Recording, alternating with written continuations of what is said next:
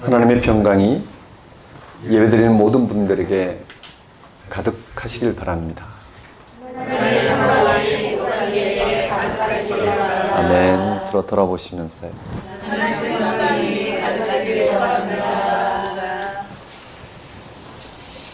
오늘은 사순절 마지막 주일입니다. 우리가 믿는 예수 그리스도는 십자가에 달려 죽으신 분이십니다. 그는 하나님 아들로서 죽음에서 건지시는 살아계신 하나님을 실제로 증거하시기 위해서 사셨습니다. 누구나 피하고 싶은 그 죽음의 자리, 그리고 거기서 우리를 건지시는 하나님을 증거하기 위해 그 자리에 예수님은 실제로 내려가셨습니다. 거기서 예수님은 그를 죽은 자 가운데서 살리심으로 죽음에서 건지시는 하나님을 나타내셨습니다. 기독교 신앙은 혁명적입니다. 십자가에 못 박힌 그리스도를 선포하고 있기 때문입니다. 그리고 이게 얼마나 다행스러운 일인지 모릅니다. 혼자서는 도저히 감당할 수 없는 그 운명의 그 자리에 하나님의 아들이 먼저 가셨습니다. 그곳에서 우리는 하나님의 아들을, 즉 하나님의 생명을 만날 수 있습니다. 막상 절망적인 운명에 떨어지면 예수님이 함께한다는 생각보다는 걱정에 사로잡힌다고 생각하는 분들이 있을 것입니다. 그런 운명을 벗어나려고 온갖 수고를 다 합니다. 그건 인간에게 어쩔 수 없긴 합니다만 정신을 차리고 삶의 실체를 들여다봤으면 좋겠습니다. 그곳에 이미 예수가 함께한다는 사실이 눈에 들어왔으면 합니다. 결국 우리 모두는 죽는 순간을 맞이해야 합니다. 그 순간에 당황하지 않기 위해서라도 우리는 십자가의 운명을 반복해서 생각해야 합니다. 십자가 달리신 예수를 믿음으로 구원받는다는 이 복음을 실제로 믿는 자리에 서야 합니다. 그리고 거기로부터 우리를 건지시는 하나님의 크고 놀라운 능력을 우리는 바라봐야 합니다. 예배가 바로 그 시간입니다. 예수의 십자가의 죽음이 하나님과 일치를 통한 하나님의 영원한 생명을 드러내시는 자리였다는 사실을 실제로 알아보고 그 생명을 받아들이고자 할 때 삶과 죽음의 운명에 처한 우리와 함께 하시는 하나님을 실제로 우리는 영으로 경험하게 됩니다. 예배가 바로 그런 하나님을 경험하는 가장 적극적인 시간입니다. 다 같이 사순절 마지막 주일 예배를 성부와 성자와 성령 이름으로 드리겠습니다.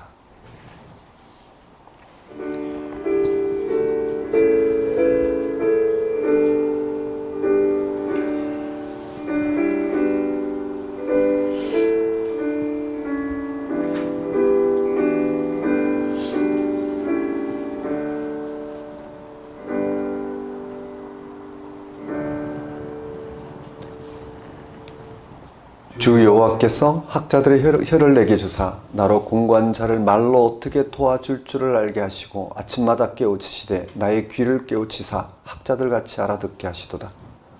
주 여호와께서 나의 귀를 여셨으므로 내가 거역하지도 아니하며 뒤로 물러가지도 아니하며 나를 때리는 자들에게 내 등을 맡기며 나의 수염을 뽑는 자들에게 나의 뺨을 맡기며 모욕과 침뱉음을 당하여도 내 얼굴을 가리지 아니하였느니라. 주 여호와께서 나를 도우심으로 내가 부끄러워하지 아니하고 내 얼굴을 부싯돌같이 굳게 하였으므로 내가 수치를 당하지 아니할 줄 아노라. 나를 의롭다 하신 이가 가까이 계시니 나와 다툴 자가 누구냐? 나와 함께 쓸지어다. 나의 대적이 누구냐? 내게 가까이 나올지어다. 보라, 주 여호와께서 나를 도우시리니 나를 정죄할 자가 누구냐? 하나님이 예수님을 통하 이 땅 행하신 구원 통치에 우리의 귀를 여셔서 알아듣게 하신 하나님 아버지, 하나님께서는 예수님을 세상에 보내시어 사람이 감당해야 할 모든 고난을 당하게 하시고 하나님의 권능을 그대로 간직한 분이지만 사람의 무능력을 똑같이 감수하게 하신 그 사랑, 그 은혜, 그 섭리를 우리가 다 헤아릴 수 없지만 성령의 선물인 믿음으로 받아들이게 하신 하나님 아버지를 이 시간 찬양합니다. 이 세상에 당하는 고난의 한가운데서도 두려움이 아닌 감사와 찬양을 부를 수 있는 구원의 능력을 허락하신 하나님 아버지의 크신 은혜를 이 시간 고백합니다. 지금 우리가 무상하고 잠정적인 방식으로 살아가지만 영원한 생명의 주이신 하나님 안에서 우리를 위해 십자가를 지신 예수 그리스도의 사랑으로 우리보다 우리를 더 잘 아시는 성령의 위로를 통하여 참 생명의 기쁨을 누리고 소망하게 하신 하나님 아버지를 이 시간 경배합니다. 하나님 아버지, 이 시간 오직 하나님 한 분만을 찬양하며 하나님에게만 소망을 두고자 나온 우리의 예배를 받아주소서. 사순절기에 전적으로 하나님을 신뢰하고 순종한 결과 십자가 죽음을 당하신 예수님을 결국 부활 생명으로 승리하게 하신 하나님의 은혜를 맛보게 하시고 삶이 생명의 축제인 것을 깨닫게 하소서. 이 나라의 교회가 하나님의 다스리심을 인정하고 통치를 고백하며 하나님만을 의지하게 하소서. 예수님의 이름으로 기도드립니다. 다 같이 경배의 찬송 14장 1절, 2절, 4절 찬양 드리겠습니다.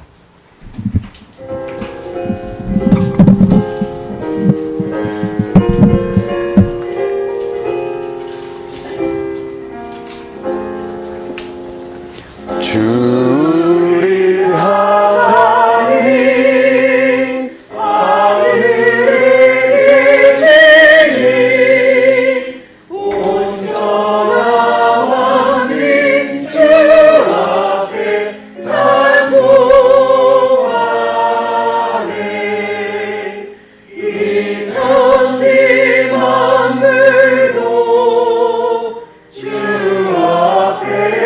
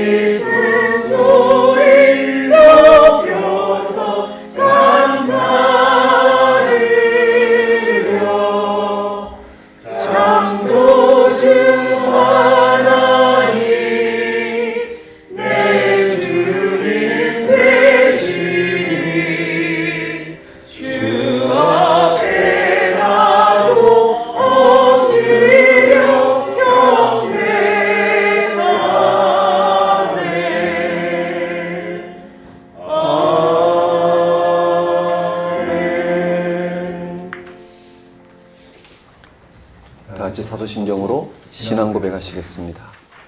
나는 전능하신 아버지 하나님 천지의 창조주를 믿습니다. 나는 그의 유일하신 아들 우리 주 예수 그리스도를 믿습니다. 그는 성령으로 잉태되어 동정녀 마리아에게 승하시고 본디오 빌라도에게 고난을 받아 십자가에 못 박혀 죽으시고 장사된 지 사흘 만에 죽은 자 가운데서 다시 살아나셨으며 하늘에 오르시어 전능하신 아버지 하나님 우편에 앉아 계시다가 거기로부터 살아있는 자와 죽은 자를 심판하러 오십니다. 나는 성령을 믿으며 거룩한 공교회와 성도의 교제와 죄를 용서받는 것과 몸의 부활과 영생을 믿습니다. 아멘. 이 시간은 참회의 시간입니다.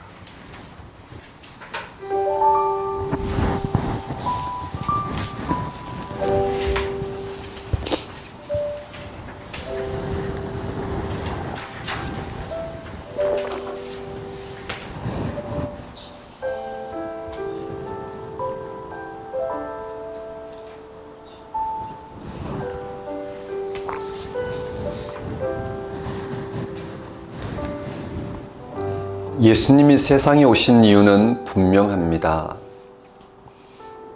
예수님은 하나님의 피조물인 자리에서 떠나 세상에서 하나님같이 되고자 살아간 죄인인 인간을 대신하여 친히 하나님 앞에 선 인간이 되시고자 오신 것입니다. 인간의 타락이 무엇입니까? 하나님의 피조물로서 자신에게 주어진 한계를 넘어서려는 것입니다. 인간의 본성은 무엇입니까? 하나님을 거역하는 자신의 모습을 조금도 깨닫지 못하는 것입니다. 자신의 교만을 인정하고 고백하기는커녕 오히려 미화하고 합리화하여 자신이 여전히 하나님 앞에 바르게 서 있다고 주장하는 것입니다. 인간은 뻔뻔스럽게 계속 자신의 죄를 거듭 반복합니다. 예수님의 본성은 무엇입니까?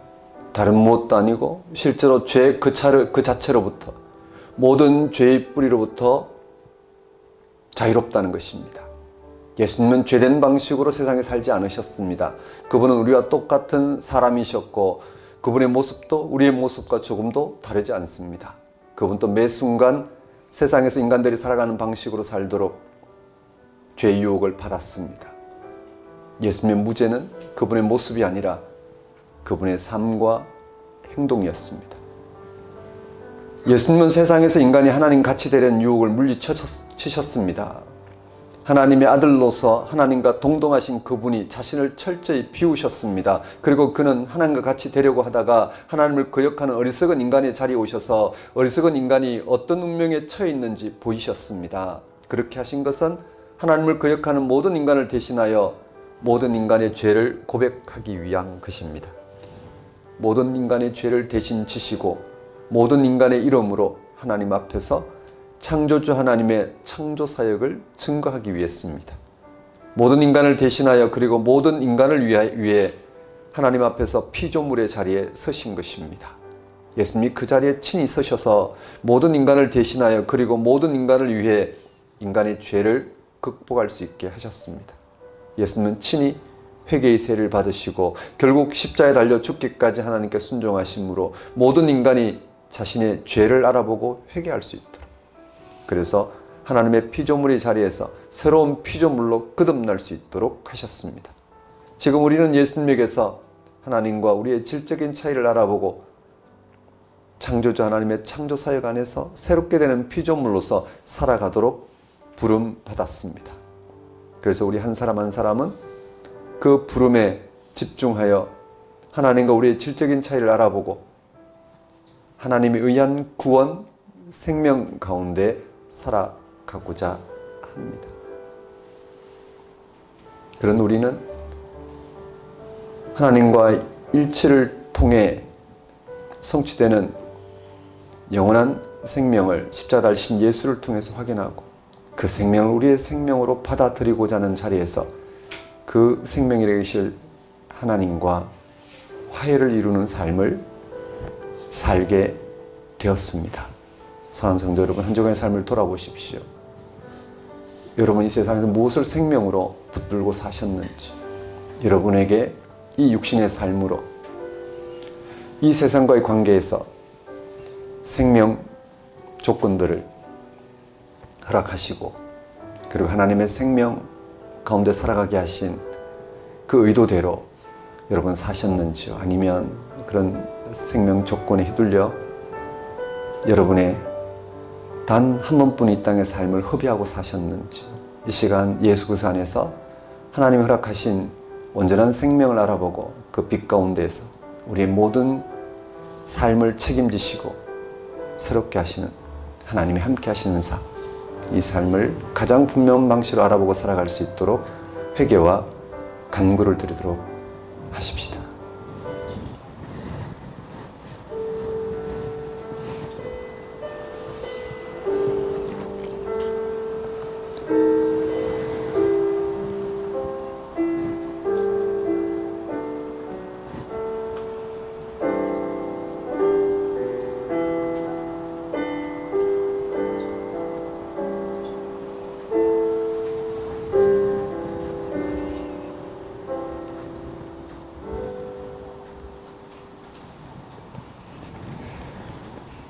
하나님 아버지, 이 시간 우리를 위해 십자가의 자리까지 내려가셔서 하나님과 연합한 온전한 생명을 계시하신 그 예수 그리스도를 믿음으로 오늘 우리도 이 죽음 앞에 무기력한 방식이나 아니면 죽음 내려놓을 세상의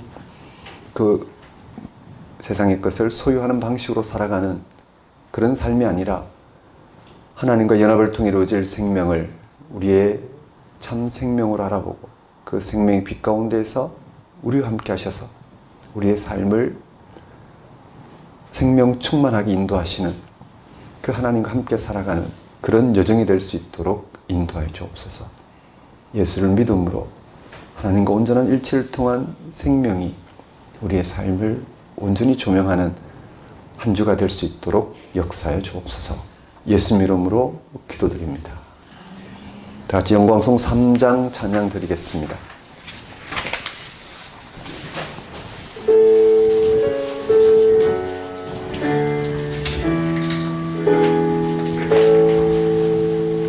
성부 성자 성령 찬송과 영광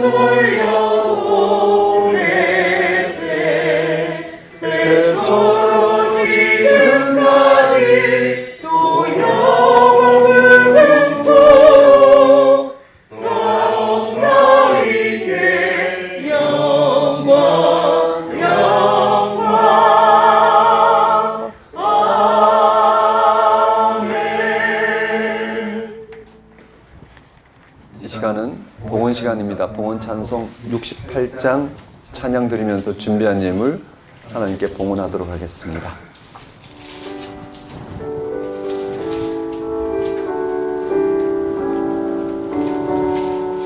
오 하나님 우리의 창조주시니 내 주님께 드리는 것들이니라 내 주께만 엎드려 경배드리며 내 주의 이름 높이 찬양하네. 오 하나님 우리의 대주 되시려 근분하니 이래로 도우셨네. 죽음에서 우리를 구하셨으니 내 주의 이름 높이 찬양하네. 주 하나님 이름을 함께 높이며 내 주께 영광을 돌리오리. 그 능력이 우리를 지켜주시니 주 하나님을 높이 찬양하네.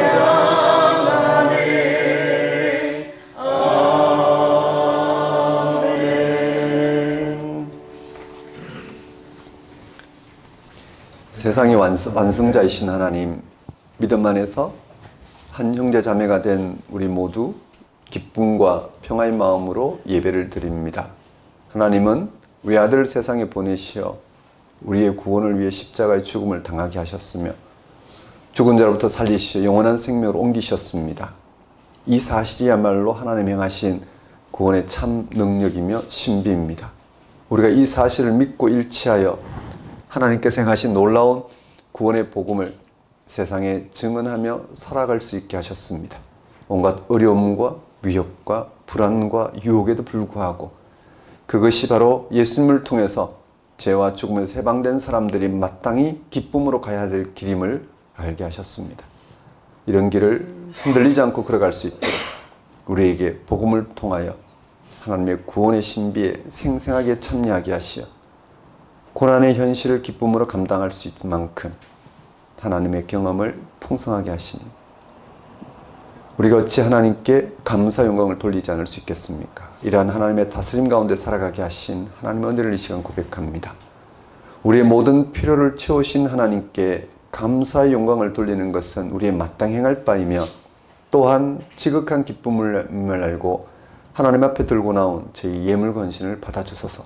저희로 생명의 주 앞에 그 신비 앞에, 그 약속과 미래 앞에 다만 순종하는 삶을 살게 하소서. 예수님 이름으로 기도드립니다. 네, 교회 소식을 전하는 시간입니다. 작은 교회 여러분 안녕하십니까? 현재 우리는 작은 교회로 살아가고 있습니다.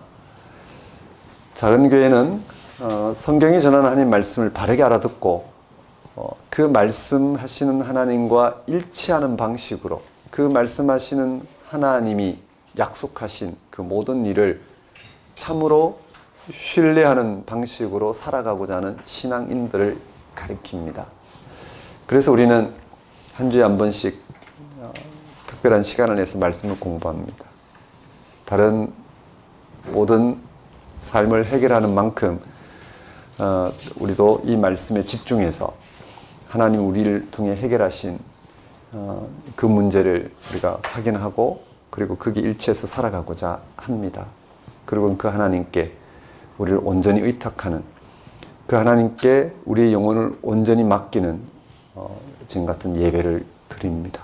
이런 과정을 통해서 우리는 점점 하나님이 우리와 함께 하신다라는 것, 아니 우리와 함께 하시는 하나님이 어떤 분인지를 알고 하나님께 불순종하는 자리가 아닌 순종하는 자리로 옮기는 이런 삶을 살게 되리라 생각합니다. 여러분, 이 한 주간 또 작은 교회로서 하나님을 바르게 알아보고 그 하나님과 연합된 그런 자리에서 영으로 함께 하신 하나님이 채우시는 생명 충만한 삶을 여러분이 맛보시고 그렇게 삶의 문제를 해소하시고 하나님의 생명을 마음껏 소망하시며 살아가는 그러한 작은 교회의 삶이 되었으면 좋겠습니다. 2024년 작은 교회 소개 및 사역입니다. 우리가 이렇게 각각 작은 교회로 모여서 성경 공부하는 이런 과정이 의미가 있었으면 좋겠습니다. 의미가 있었으면 좋겠습니다. 대부분은 하나님의 말씀, 성경 공부를, 하나님의 말씀을 공부하는 시간이라 생각하시고 그게 온전히 집중하시는 분들이 계십니다. 그렇지 않은 분들도 계십니다. 여분의 시간 또는 이런저런 우리 일상생활에 쫓겨서 이 말씀에 집중하지 못하는 분들도 있으십니다. 우리가 작은 교회로서 이렇게 한 주에 한 번씩 말씀에 집중하고자 하는 것은 그 어떤 것보다 우선순위로 이 말씀에 한번 집중해 봅시다. 이 말씀에 집중하는 것을 우선순위로 한번 정해 봅시다 하고 출발했습니다. 그렇다고 해서 너무 경직되게 집중하지 마시고 전체적으로 우리의 삶을 끌어가는 중심으로서 이 말씀을 대할 수만 있다면 그게 그런 방향성이 맞지 않나 생각이 됩니다.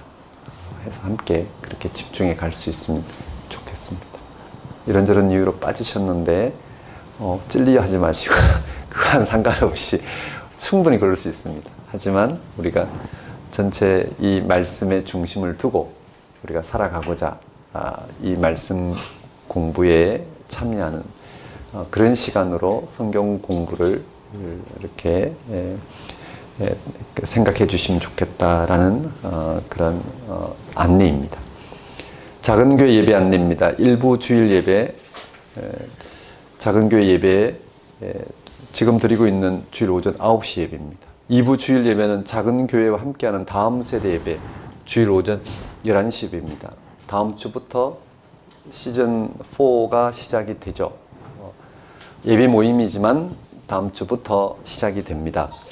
그래서 우리 10시 예배, 9시 일부 예배가 마치면 10시입니다. 10시에서 11시까지 우리 다음 세대와 함께 나누는 시간을 갖고 신앙 탐구하는 시간을 갖고요. 그 다음에 11시에서 한 11시 25분, 30분까지 함께 예배를 드리도록 하겠습니다. 네, 2024년 작은 교회 함께하는 다음 세대 신앙 탐구 시즌 4가 다음 주로 다가왔습니다. 다음 주에 예배 모임을 가지도록 하겠습니다. 10시까지 오시면 됩니다. 네, 헌금에 대한 문의는 주부를 참고하시면 될 것 같습니다. 그럼 오늘 우리에게 주신 하나님의 말씀을 보도록 하겠습니다.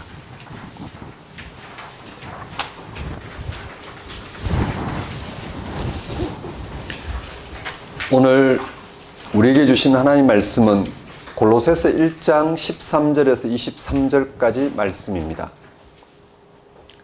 제가 받들어 봉독하겠습니다.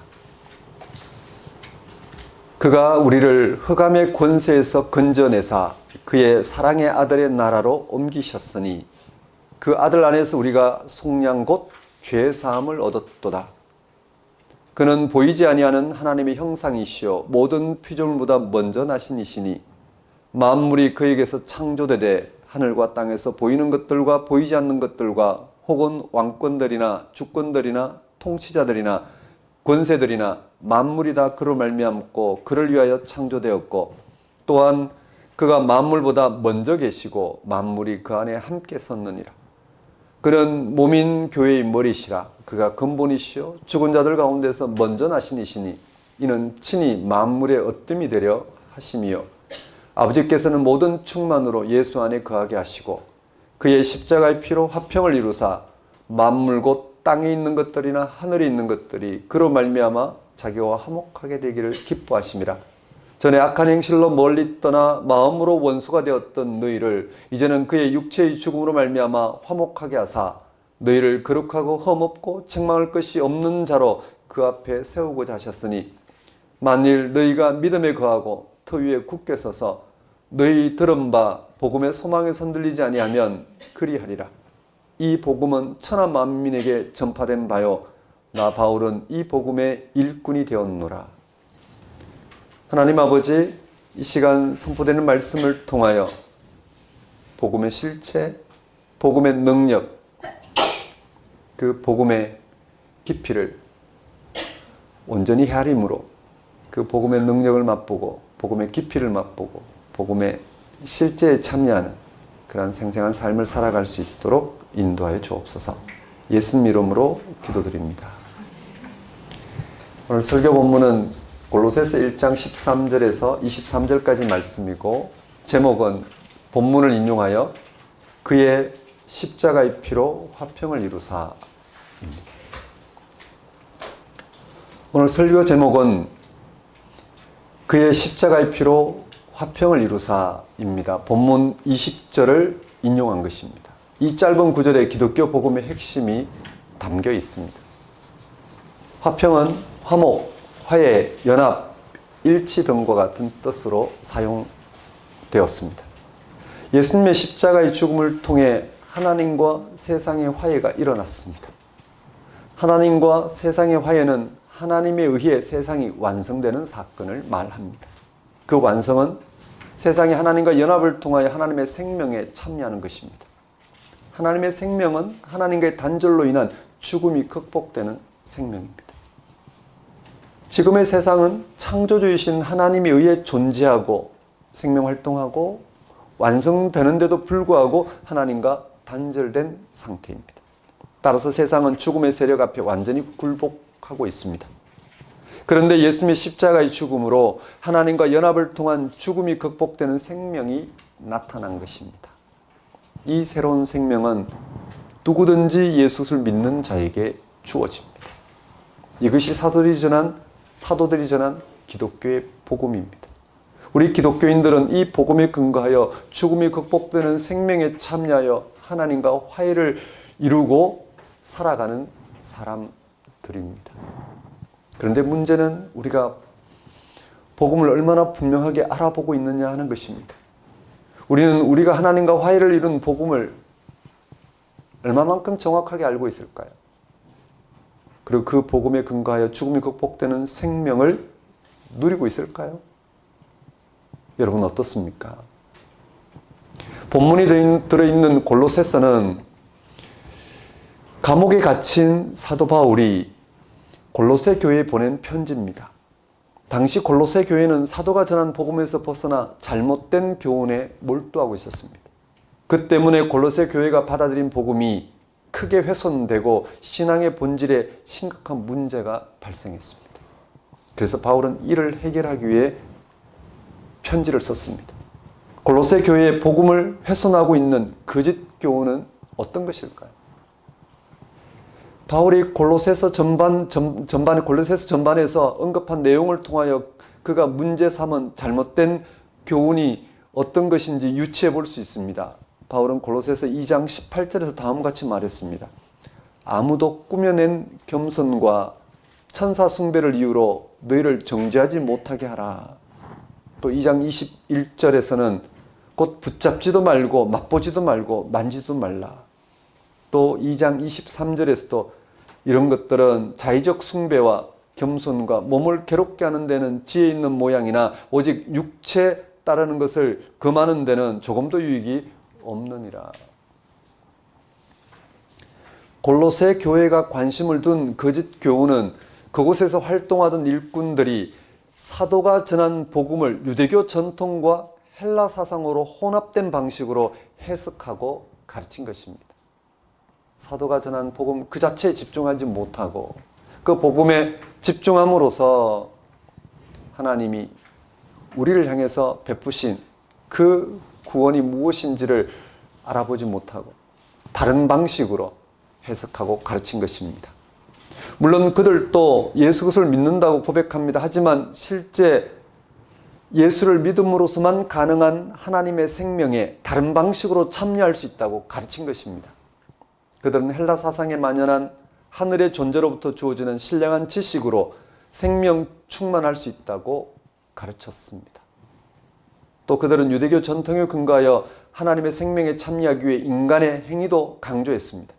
음식, 술, 성에 대한 금욕적인 훈련이나 거룩한 절기를 지키는 종교 훈련으로 영적이라 생각하는 천사와 같은 존재를 숭배하는 것으로 예수 그리스도 안에서 가능하게 하신 하나님의 생명에 참여할 수 있다고 가르친 것입니다. 바울은 이런 가르침을 헛된 속임수라고 비판했습니다.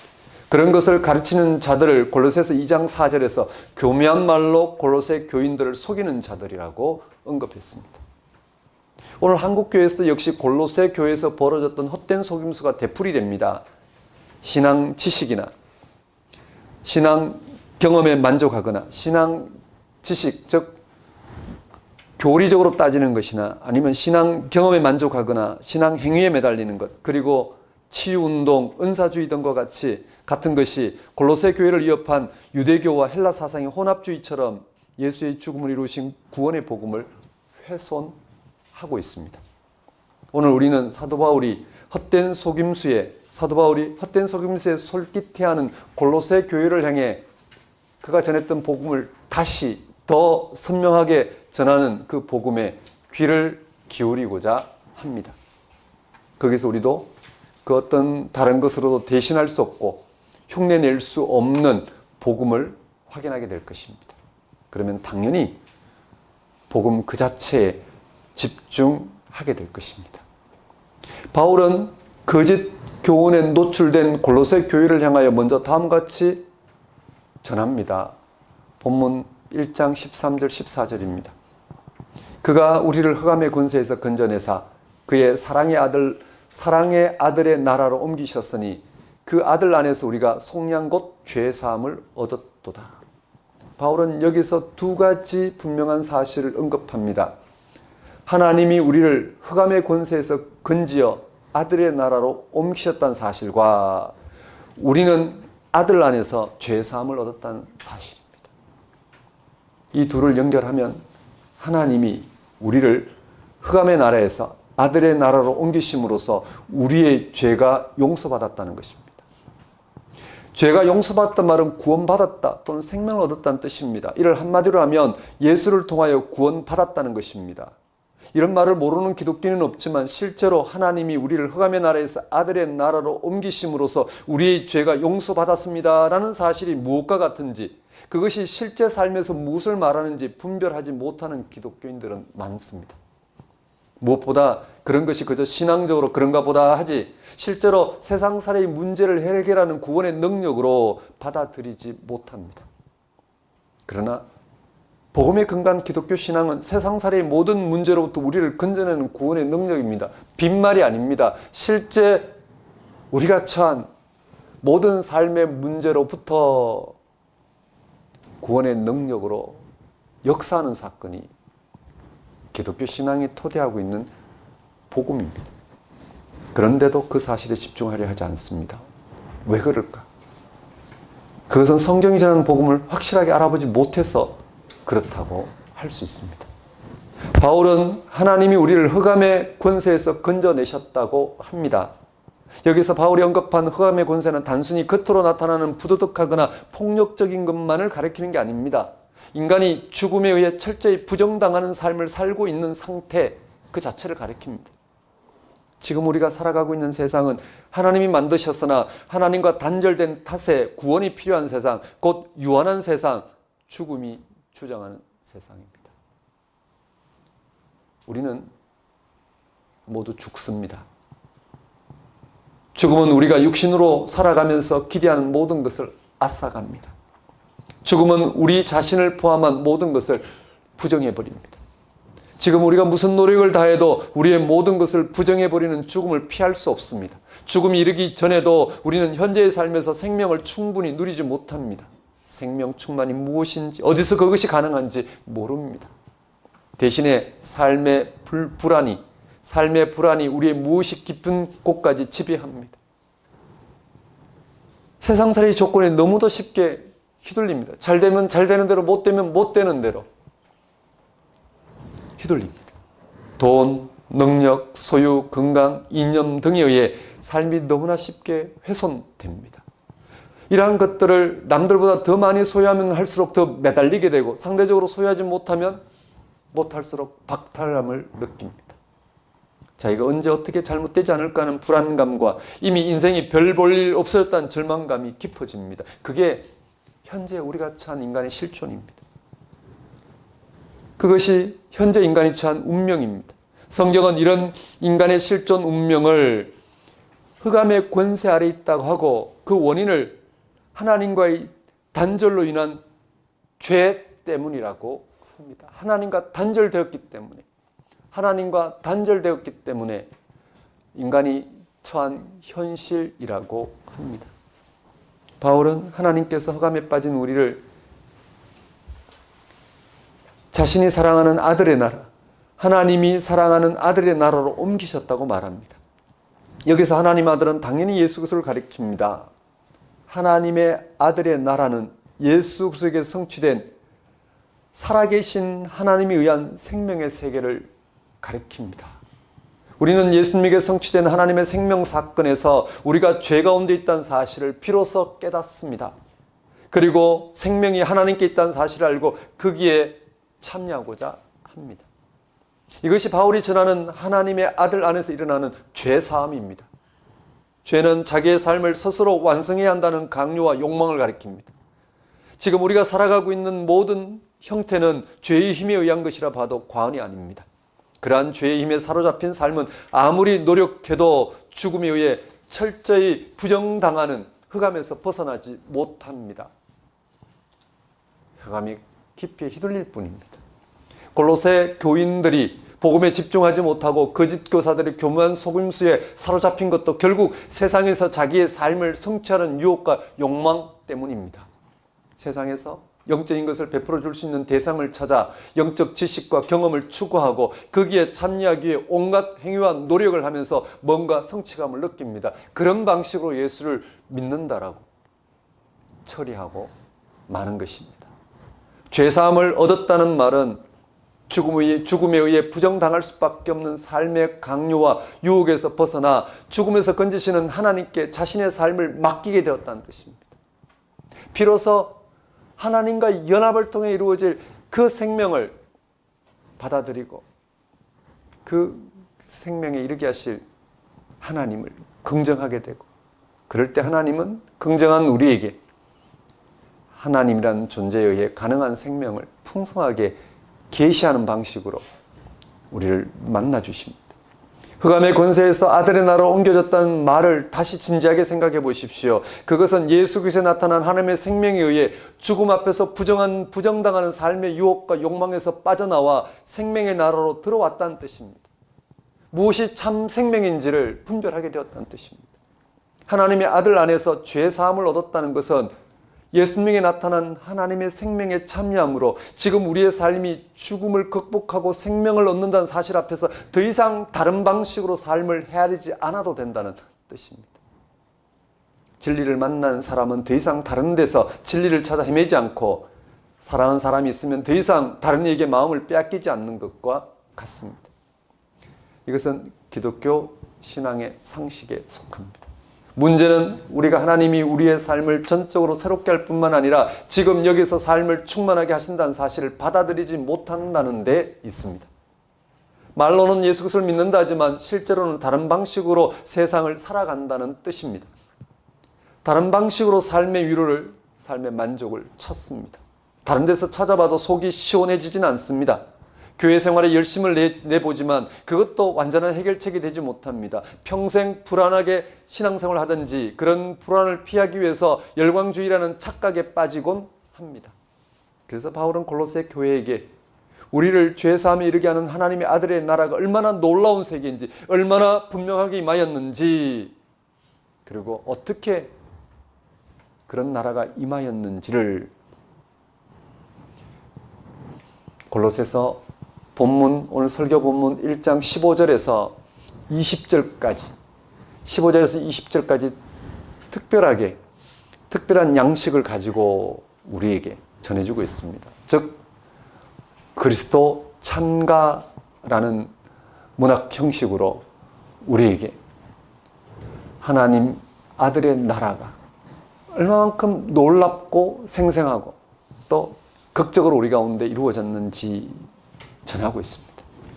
이 찬가가 바로 기독교 신앙의 토대인 예수 그리스도의 복음의 진수를 전하고 있습니다. 먼저 예수님이 하나님이시라고 전하는 15절 17절을 보겠습니다. 15절에서 17절 말씀을 보겠습니다. 그는 보이지 아니하는 하나님의 형상이요 모든 피조물보다 먼저 나신 이시니 만물이 그에게서 창조되되 하늘과 땅에서 보이는 것들과 보이지 않는 것들과 혹은 왕권들이나 주권들이나 통치자들이나 권세들이나 만물이 다 그로 말미암고 그를 위하여 창조되고 또한 그가 만물보다 먼저 계시고 만물이 그 안에 함께 섰느니라. 바울은 그가 누구인지 자세히 소개합니다. 그는 물론 예수 그리스도로서 만물의 근원입니다. 보이는 것들과 보이지 않는 것들이 모두 그를 통해서 창조되었다고 합니다. 이런 설명의 핵심은 그가 하나님의 형상이라는 표현에 있습니다. 하나님의 형상은 하나님의 본질을 가리킵니다. 그 하나님의 본질은 창조의 능력, 생명의 능력입니다. 그래서 바울은 예수님을 보이지 않는 하나님의 형상이라 소개하고 창조의 능력을 이어서 계속 언급하고 있습니다. 그렇다면 여기서 바울이 예수님을 하나님의 형상 곧 하나님의 본질로 소개하고 있는 것은 만물보다 앞서시고 만물을 창조하시고 만물을 다스리시는 하나님의 본질인 창조의 능력이 예수님에게 현존한다는 사실을 가리킨다고 할 수 있습니다. 이는 만물 안에 예수님 외에는 보이지 않는 하나님을 대신할 수 있는 다른 영적 존재가 없다는 사실을 분명히 하는 것입니다. 잘 들으셔야 합니다. 이는 만물 안에 이 우주 만물 안에 예수님 외에는 보이지 않는 하나님을 대신할 수 있는 다른 영적 존재가 없다는 사실을 분명히 하는 것입니다. 헬라 사상에서 말하는 만물의 생명을 온전하게 할 영적 지혜를 가진 존재들이 세상에 없는 것입니다. 그것은 다 만물에 속한 것으로 보이지 않는 하나님의 형상인 예수 그리스도의 다스림 아래에 있는 피조성에 불과한 것들입니다. 이 말은 예수 그리스도에게만 만물을 온전하게 하는 하나님의 생명을 경험할 수 있다는 사실을 가리킵니다. 그를 통하지 않은 모든 충만이나 만족이나 영적 경험이나 지혜는 다 피조성의 한 자락에 불과하다는 뜻입니다. 이어서 바울은 교회가 바로 하나님의 형상이신 예수 그리스도의 몸이라고 합니다. 18절 전반절입니다. 그는 몸인 교회의 머리시라. 교회가 예수 그리스도의 몸이라는 것은 몸이 머리에 절대적으로 의존하고 있는 것처럼 교회가 예수 그리스도에게 절대적으로 의존해 있다는 것입니다. 이것은 교회가 예수 그리스도에게서 만물을 향한 하나님의 생명을 경험하고 있다는 사실을 말합니다. 얼마나 중요하고 놀라운 사건입니까? 그렇다면 오늘 우리의 현실 교회는 예수 그리스도에게서 만물을 향한 하나님의 생명을 또렷이 경험하고 있을까요? 그래서 세상 살이에서 발생하는 온갖 문제 앞에서도 예수 그리스도에게 성취된 나타난 하나님의 생명을 언제나 가장 분명한 우리의 문제 해결책으로 경험하고자 할까요? 만일 교회가 예수 그리스도에게 성취된 하나님의 생명을 알지 못하면 너무나 쉽게 세상의 욕구나 요구에 떨어지고 말 것입니다. 예를 들어 종교적 만족, 성취, 인정, 교회 생활에 필요한 여건이 갖춰지는 것, 교회를 성장시키거나 또는 유지하는 것, 삶의 조건이 나아지거나 필요한 것이 채워지는 것 등등 말입니다. 환상을 본다거나 또는 하나님이 자기에게 이상한 향내나는 방식으로 함께 하신다거나 각종 하나님의 경험들, 그런 주장들은 다 하나님 경험과는 예수를 통한 하나님 경험과는 무관한데도 그저 이 세상성의 하나인데도 불구하고 우리는 그것을 하나님 경험으로 주장합니다. 그런 것으로는 앞에서 살펴본 흑암의 세계에서 벗어나지 못합니다. 바울은 왜 예수 그리스도가 만물의 생명을 온전하게 하는 보이지 않는 하나님의 형상이라고 하였을까요? 무슨 근거로 예수 그리스도가 보이지 않는 형상이라고 믿었을까? 그리고 어떻게 그 사실을 경험할 수 있었을까요? 바울은 그 사실을 18절 후반절에서 밝힙니다. 그가 근본이시요 죽은 자들 가운데 먼저 나신 이시니. 예수님의 부활이 이 모든 사실의 증거입니다. 예수님의 부활은 죽음을 극복한 하나님의 생명 사건입니다. 하나님과 연합을 통해서 이루어진 생명 사건입니다. 예수님의 부활은 창조의 능력으로서 만물을 시작하게 한 근본이며 만물의 완성이 미래입니다. 그래서 예수님을 통하여 만물은 죽음을 극복하는 생명 완성에 이르게 되었습니다. 바울은 19절에서 예수님은 현재 죽음 앞에 부정당하는 흑암의 권세 아래에 있는 만물을 충만하게 하는 능력이라고 합니다. 19절 보십시오. 아버지께서는 모든 충만으로 예수 안에 거하게 하시고. 바울을 비롯한 초기독교는 역사적 실존 인물이었던 예수 그리스도에게서 흑암의 권세에서 건져내어 충만하게 하시는 살아계신 하나님을 경험하였습니다. 그분의 가르침도 가르침이지만 그에게 발생한 부활 사건에서 죽음에 의해 부정당하는 삶에서 건지신 하나님을 경험할 수 있었습니다. 그래서 예수를 믿는 사람은 누구나 하나님의 생명의 세계에 들어간다고 믿었습니다. 그것이 곧 구원이었습니다. 이 세상에서 인간이 그 어떤 노력이나 소유로도 벗어날 수 없는 죽음이 극복되는 생명의 세계가 예수 그리스도에게서 계시된 하나님에 의해 가능하다는 사실이 드러난 것입니다. 하나님과의 연합을 통해서 하나님과의 일치를 통해서 하나님과의 화해를 통해서 이루어질 생명 사건은 그 어떤 여타 헬라 사상이나 유대교 전통이 주장하는 게 아닌 바로 십자가 달려 죽으신 예수에게 일어난 그 부활 사건과 같은 방식으로 이루어진 생명 사건이라는 것이 드러난 것입니다. 이런 일이 어떻게 일어나게 되었을까? 만물의 근원이며 완성이자 충만인 부활을 우리가 어떻게 경험하게 되었을까? 우리가 어떻게 하나님을 알아보고 흑암에서 벗어나 그의 생명에 참여하는 화해를 이루게 되었을까? 바울은 그러한 일이 예수님의 십자가의 죽음으로 이루어졌다고 분명히 강조합니다. 20절입니다. 그의 십자가의 피로 화평을 이루사 만물 곧 땅에 있는 것들이나 하늘에 있는 것들이 그로 말미암아 자기와 화목하게 되기를 기뻐하십니다. 또 21절 22절에 다음같이 진술합니다. 전에 악한 행실로 멀리 떠나 마음으로 원수가 되었던 너희를 이제는 그의 육체의 죽음으로 말미암아 화목하게 하사 너희를 거룩하고 흠없고 책망할 것이 없는 자로 그 앞에 세우고자 하셨습니다. 바울은 우리가 만물의 근원이며 완성이자 충만함인 부활을 만물의 근원이며 완성이자 충만함인 부활을 경험하게 된 것은 예수님의 십자가의 피로 이루어진 것이라고 합니다. 또 그는 우리가 흑암의 권세에서 우리를 건져내어 충만하게 하시는 살아계신 하나님을 경험하게 된 것은 오직 예수님의 육체의 죽음으로 말미암아 가능하게 된 것이라고 합니다. 이런 말씀은 우리가 흔히 들었습니다만 쉽게 이해가지가 않습니다. 십자가는 가장 수치스러운 죽음을 가리킵니다. 하나님의 아들이신 예수님이 당시에 가장 수치스러웠던 십자가 달려 죽었다는 것은 말이 되지 않습니다. 십자가의 죽음은 로마 시대에 가장 잔인하고 가장 고통스러울 뿐만 아니라 가장 굴욕적인 처형 방식으로 범법자를 나무에 매다는 것이었습니다. 그래서 이미 유대의 율법은 이렇게 선언하고 있습니다. 나무에 달린 자는 하나님께 저주를 받은 것이다. 바울은 이 문장을 갈라디아에 보낸 편지에 인용했습니다. 십자가 달린 예수님은 하나님에게 저주받았다고 말입니다.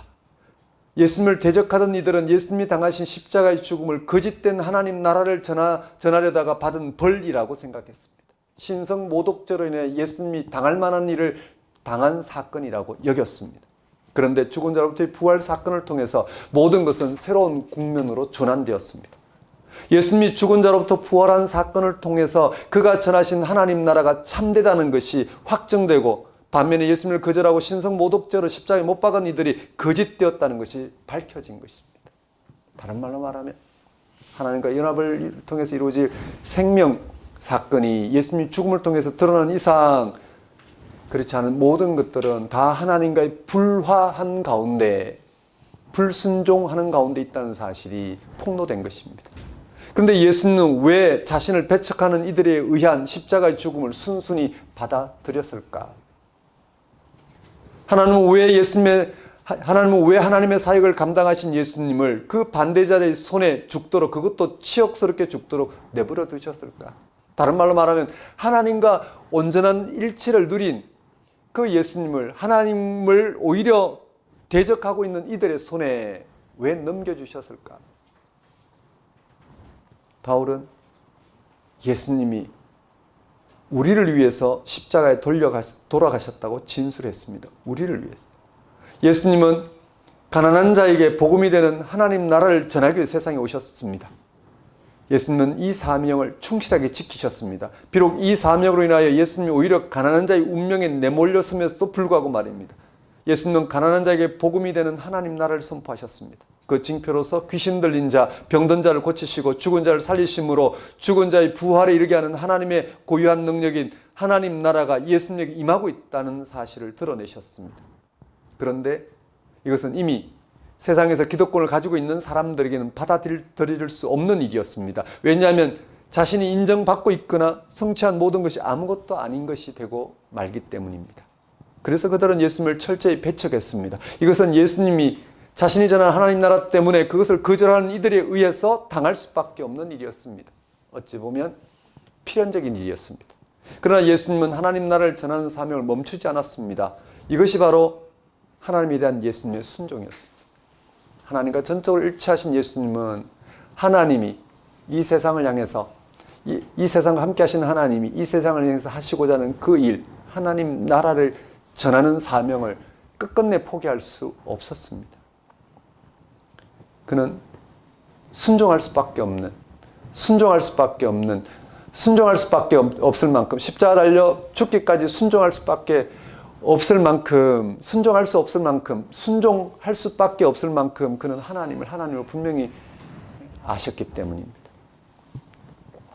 그러나 예수님의 이런 순종이 그를 반대하는 사람들에 의해 결국 죽음에까지 이르게 되었습니다. 그러나 예수님이 죽은 자 가운데 부활하심으로 이 모든 것은 새롭게 되었습니다. 예수님은 이제 하나님께 죽기까지 복종하신 유일한 아들로 증명되었습니다. 유일하게, 이 세상에서 유일하게 예수님만이 하나님과 온전히 연합하신 분이셨다라는 것입니다. 그 결과 예수님의 사역은 완성되었습니다. 예수님이 하나님 아들로서 죽어야 할 우리의 운명을 해결하심으로써, 예수님이 하나님 아들로서 죽어야 할 우리의 운명을 해결함으로써 우리가 우리의 죽음에서 더 이상 하나님과 분리되지 않게 하셨다는 것입니다. 하나님과의 분리, 그리고 그의 영원한 생명과의 분리는 곧 우리로 하여금 하나님과 원수되게 한 것입니다. 그것은 우리로 하나님에게서 떨어져 나가게 하는 근원적인 죄입니다. 그런데 죽음은 하나님과 이런 분리를 확정합니다. 이런 점에서 죄와 죽음은 서로 떼려야 뗄 수 없을 정도로 연관되어 있습니다. 생명의 원천인 하나님에게서 떨어져 나온다는 것은 이미 죽음을 내포하고 있습니다. 그러나 예수님의 죽음은 예수님을 하나님에게서 끊어내지 못했기 때문에, 또한 이와는 완전히 반대로 이런 죽음이 하나님을 향한 예수님의 복종이며 동시에 그 귀결이기 때문에 우리는 우리의 죽음을 예수님의 죽음과 연결할 기회를 얻게 되었습니다. 그래서 우리는 죽는다 해도 더 이상 하나님과 분리되지 않습니다. 예수님의 죽음에서 드러난 하나님의 생명을 알아보고 받아들인 이상 우린 죽는다 해도 더 이상 하나님과 분리되지 않습니다.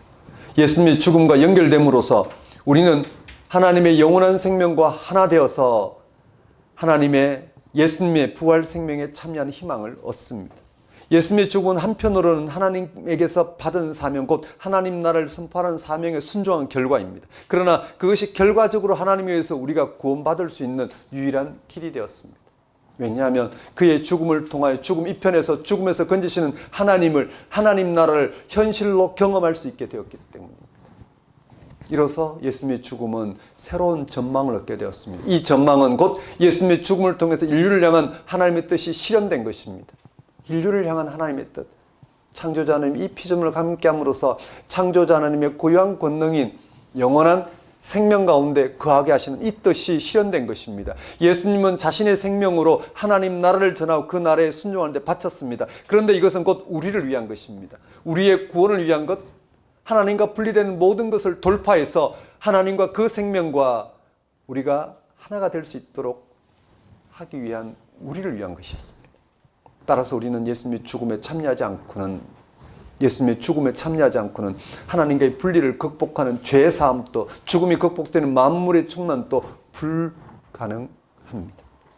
하나님과의 화해는 근본적으로 죽음의 극복을 뜻합니다. 인간이 죽는다는 것은 생명 근원이신 하나님과 나뉘었다는, 단절되었다는 증거입니다. 우리가 그 어떤 노력을 기울여도 죽지 않을 수 없듯이 우리가 헬라 사상이 가리키는 그 어떤 영적 존재를 통한 지식과 경험을 얻어도 유대교와 같은 그 어떤 신앙 행위를 다해도 그것으로 죽음을 극복할 수는 없습니다.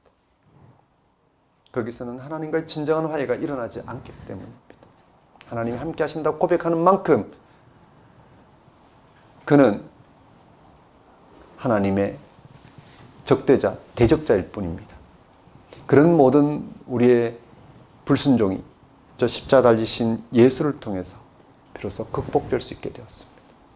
우리는 십자가 달리신 예수님을 통해서 우리 함께 하신 하나님이 위한 영원한 생명을 알아봤습니다. 죽음이 극복된 생명을 알아보고 그 생명을 우리가 받아들임으로써, 즉 예수의 십자가의 죽음에 나타난 하나님의 영원한 생명을 받아들임으로써 그 생명을 이루실 하나님을 우리는 대적하는 자가 아닌 그 하나님과 화해를 이루는 자로서 하나님의 영이 함께하는 삶을 우리는 살 수 있게 된 것입니다.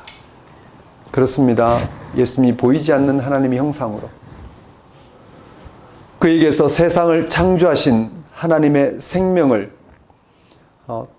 경험할 수 있다는 것은 헛된 소식이 아닙니다. 그가 죽은 자 가운데서 부활하심으로 만물을 향한 하나님의 생명을 성취했다는 소식은 빈말이 아닙니다. 그것은 예수님의 십자가의 피로 그의 육체의 죽음으로 우리를 위해 이루어진 하나님의 생명 사건입니다.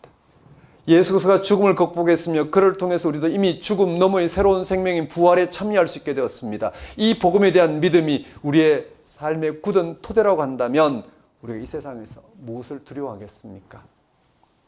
세상과 삶을 전혀 새로운 차원으로 바라볼 수 있습니다.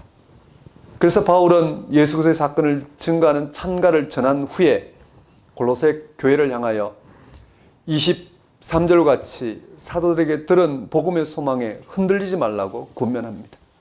만일 너희가 믿음에 거하고 터 위에 굳게 서서 너희 들은 바 복음의 소망에서 흔들리지 아니하면 그리하리라. 이 복음은 천하 만민에게 전파된 바요 나 바울은 이 복음의 일꾼이 되었노라. 사랑하는 성도 여러분, 예수님의 십자가의 죽음에서 이 세상은 흑암의 권세에서 벗어날 수 있게 되었습니다. 이 세상이 하나님과 화해를 통해 죽음이 극복되는 생명에 이르게 되었습니다. 이게 초기 기독교 공동체의 기본적인 신앙 고백입니다. 우리 스스로 하나님과 화해할 수는 없습니다. 우리 스스로 흑암의 권세에서 벗어날 수 없습니다. 우리 스스로는 죽음이 극복된 생명에 이를 수 없습니다. 무슨 주장을 하더라도, 어떤 영적 지식과 경험을 하고 있더라도 벗어날 수 없습니다. 하나님이 누구이신지 그분의 정체에 대해 전혀 알지 못하는 우리가 능동적으로 그분을 알아볼 수도, 그분에 의해 생명에 참여할 수도 없습니다. 그런 일은 예수님에게만 주어진 사명입니다. 이미 예수님을 통해서 이 세상이 하나님과 화해를 통해 죽음이 극복되는 생명에 이르게 되었습니다. 그렇다면 우리의 선택은 하나입니다. 예수님의 십자가의 죽음 앞에 서야 합니다. 예수님의 십자가의 죽음이 바로 하나님과 영원한 일치를 누리는 죽음이었다는 사실에 마주해야 합니다. 거기서 예수님이 우리를 대신하여 십자가에 죽었다는 사실과 하나님이 그를 죽은 자 가운데 살리심으로 죽음이 극복되는 생명을 이루셨다는 사실을 알아봐야 합니다. 그리고 거기에 우리의 삶의 근거를 두고자 할 때 우리는 죄 사함과 하나님의 생명에 참여하는 아들의 나라를 경험할 것입니다. 거기서 우리와 함께 하시는 하나님과의 연합이 어떤 것인지, 우리와 함께 하시는 하나님께 진정으로 순종하는 삶이 어떤 것인지를 생생하게 경험할 것입니다.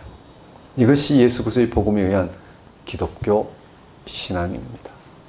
여러분, 한 주간, 절기로는 고난주간입니다. 이 한 주간 예수님의 죽음이 어떤 죽음인지를 깊이 알으시면서 그의 죽음에 참여함으로써 죽은 자 가운데 부활하신 그 생명, 죽은 자 가운데의 부활이 바로 하나님과 연합을 통해서 우리 가운데 이루어지는 생명 사건인 걸 알고 그걸 거절하지 마시고 그 생명을 받아들이심으로 하나님을 거절함으로 살아가는 우리 이 땅의 자기중심적인 삶과 그로 인해서 처하는 절망적인 죽음이 극복된 그런 한 주가 되는 그런 여러분의 여정이 되었으면 좋겠습니다. 기도하겠습니다. 하나님 아버지, 이 시간 예수 그리스도의 복음의 귀를 기울이게 하옵소서. 그 복음에 일치하여 정말 하나님과 화해를 이룬 오늘 우리로 살아갈 수 있도록 인도하여 주옵소서. 하나님 화해를 통해 이루어진 생명이 예수님의 십자가의 죽음을 통해서 증명하신 그 부활 생명임을 알게 하셔서 그 생명을 얻고자 그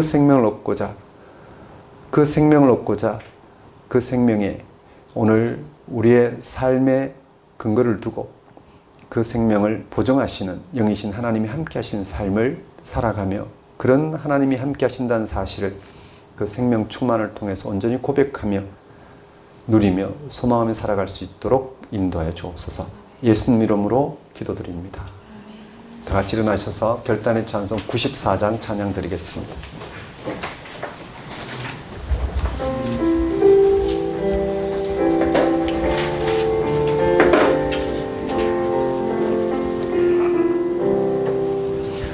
주 예수보다 더 귀한 것은 없네. 이 세상 부귀와 바꿀 수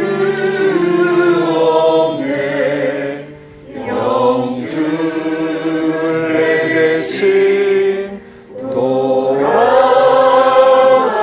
돌아가신 그 노란 사랑 잊지 못해.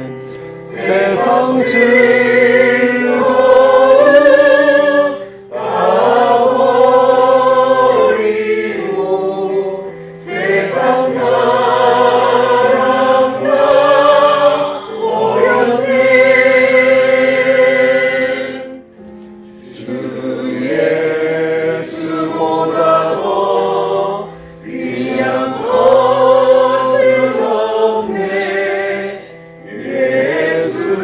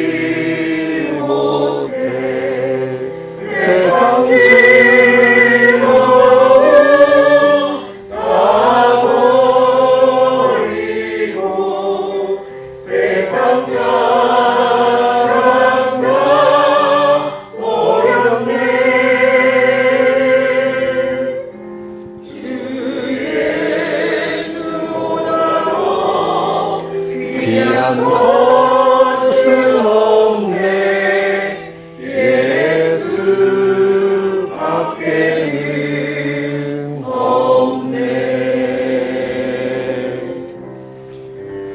주 예수보다도 귀한 것은 없네. 이 세상 행복과 바꿀 수 없네. 유혹과 핍박이 몰려와도 주 섬기는 내 맘 변치 않아. 세상 즐거움 다 버리고 세상 자랑과 오염돼 주 예수보다도 귀한 것은 없네. 예수 밖에는 없네.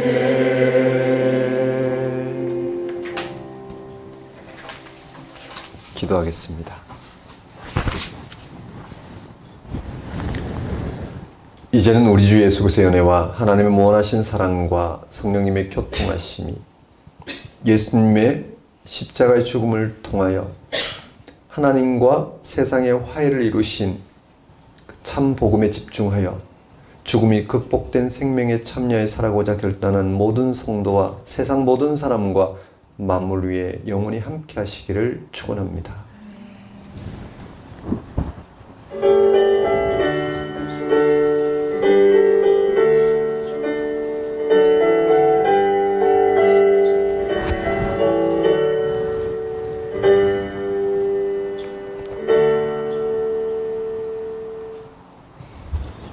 예배를 마치겠습니다.